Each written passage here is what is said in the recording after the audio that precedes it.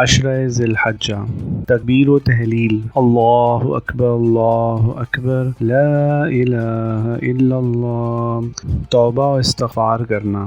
نمازوں کا اہتمام کرنا،